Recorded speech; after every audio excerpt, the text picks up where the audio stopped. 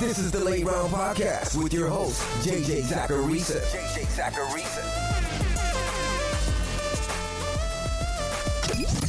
What's up, everyone? It's JJ Zacharisa, and this episode 719 of the Late Round Fantasy Football Podcast, sponsored by FanDuel.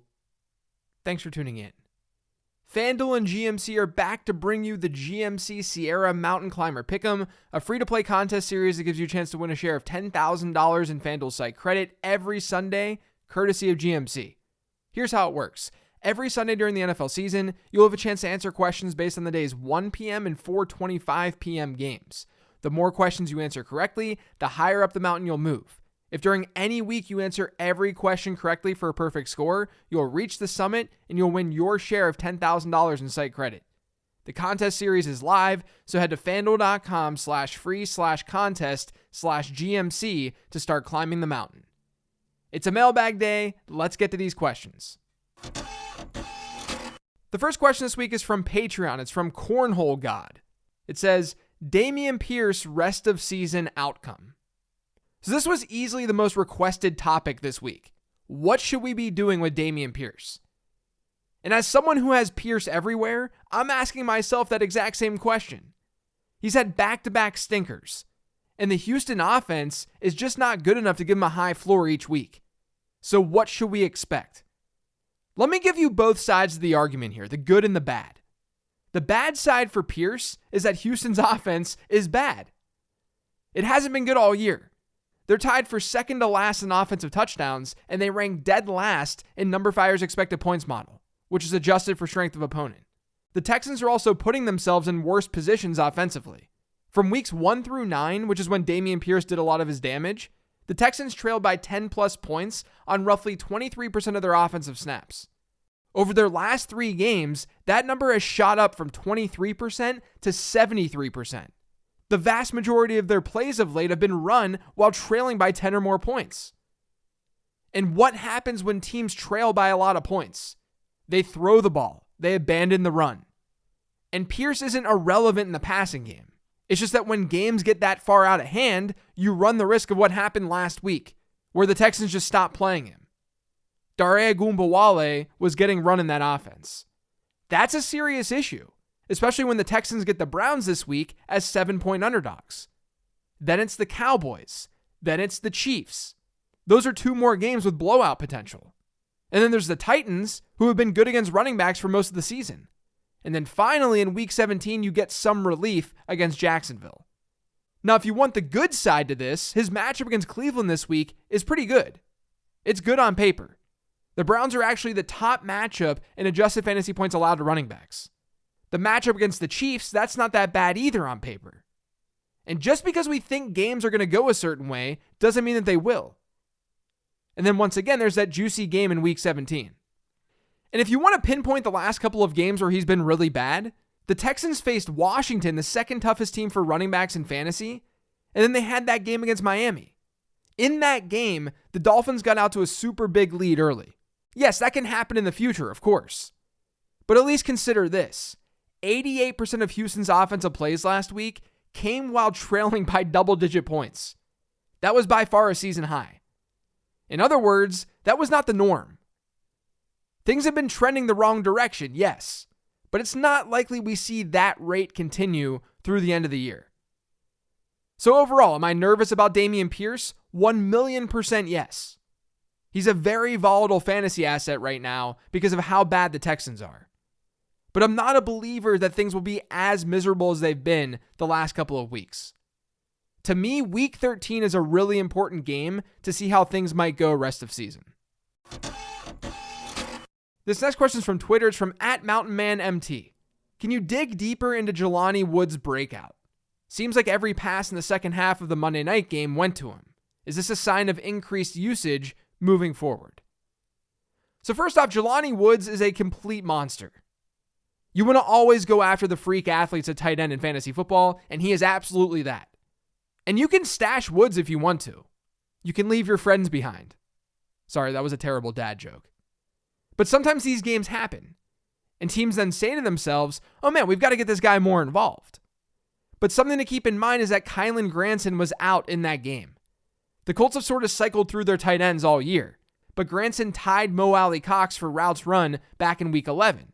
In Week 10, he was seeing almost half of Indianapolis' snaps. I also think the matchup itself was pretty decent for Jelani Woods too, because Pittsburgh's scheme doesn't do that well against the slot, or that area of the field. That's where we'll see these athletic tight ends line up. In that game, Jelani Woods lined up in the slot on over 41% of his snaps, according to PFF. But if you can stash him, I don't think it's a horrible idea, as long as he's healthy. I've done it in a couple of leagues myself. Like I said, sometimes teams start to use these breakout players more after the breakout happens. And the Colts are trending in the wrong direction as a team. So it would make sense for them to want to get Woods more reps. This next question is from Patreon. It's from Andre. It says, what do you think are some of the main reasons for A.J. Dillon's disappointing season? So you might remember some of the breakout running back stuff that I talked through over the offseason, and the ambiguous backfield information that I consistently threw at you. If you don't remember that, or if you didn't read the late round draft guide this offseason, I want to talk about an average draft position trend that's pretty bonkers, and it relates directly to A.J. Dillon. In that draft guide and on those shows, I would reference average draft position expectation, ADP expectation, or how many points per game we'd expect a player to score based on where that player was being drafted in fantasy football. You can find this by plotting average draft position on one axis, and then points per game on the other axis.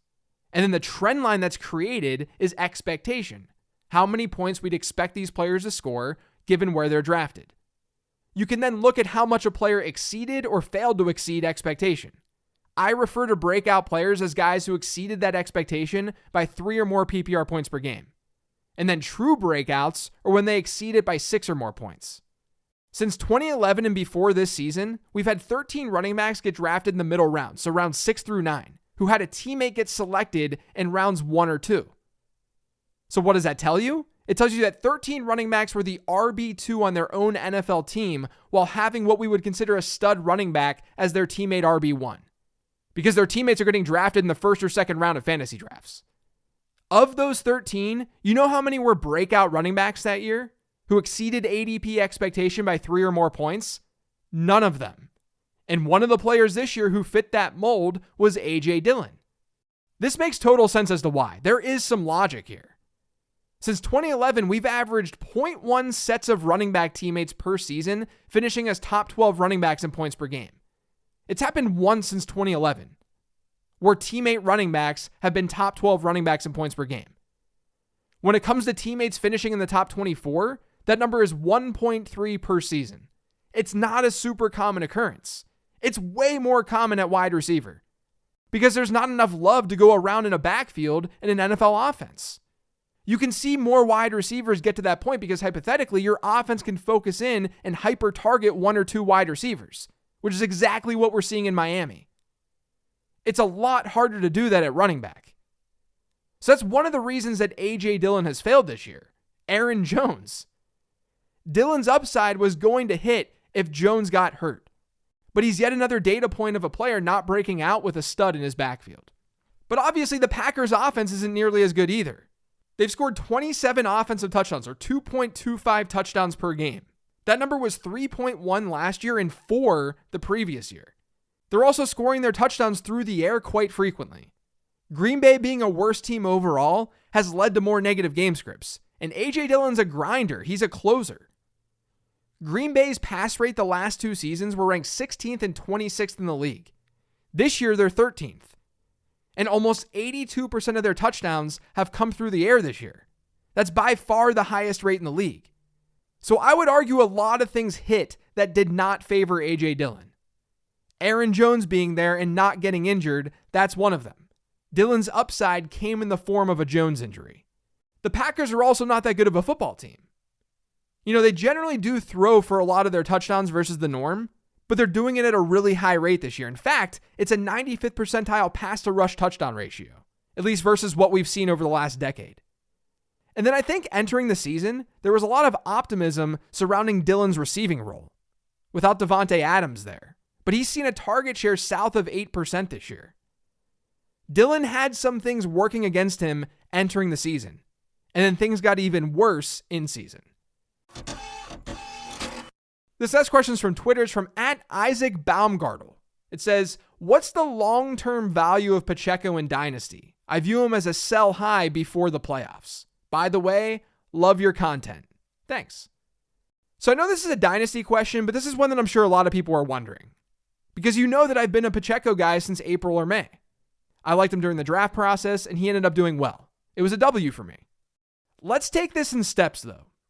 The only reason I would sell him high right now or before the fantasy playoffs would be because I feared Melvin Gordon, which is reasonable if you feel that way. If you want to go that direction, if you do feel that way, I get it.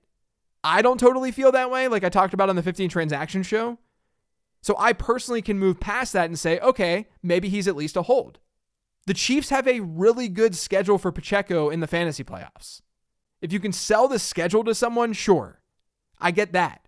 But I doubt that you can really do that easily in Dynasty. But the Chiefs had the second best running back schedule in weeks 15 through 17 this year. That's according to my adjusted fantasy points allowed numbers. Hypothetically, Isaiah Pacheco could do really well in the fantasy playoffs. So there's still a chance his value increases. Because think of it this way too. If he overcomes Melvin Gordon, then fantasy managers are going to think, oh man, the Chiefs are really committed to Isaiah Pacheco. But Gordon, to me, is just as much about pass catching insurance as he is about Pacheco. Pacheco has been good on the ground this year. His success rate is above 45%. So if you're going to sell, if that's your plan, I think it might be best to do that during the offseason. The last question this week is from Twitter. It's from @RMarkovitz. It says, how much faith should I keep in Christian Watson? Is he an every week starter? I mean, it always depends on who you're starting over him. But Christian Watson is not some fluke. I mean, he's kind of doing some fluky things, yes. But there was a reason I called him out over a month ago when I was asked about my picks for this year's Amon-Ra St. Brown. Because the profile was there. He's a freak athlete, and as I always say, sometimes that translates. And it's been translating into this boom or bust production where there's been far more boom than bust. And the nice part is that the target shares have been relatively consistent now.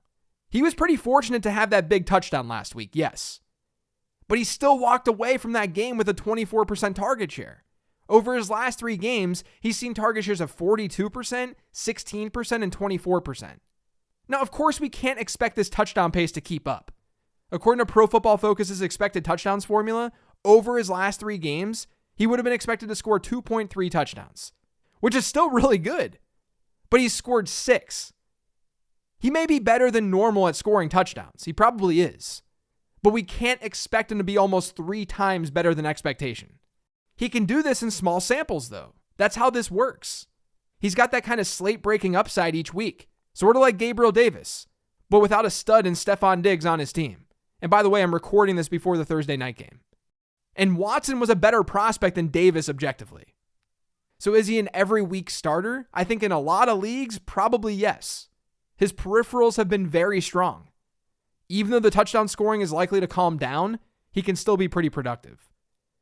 That's going to do it for today's show, though. Thanks to all of you for listening. If you've yet subscribed to the Late Round Fantasy Football Podcast, make sure you are by searching for it pretty much anywhere podcasts can be found.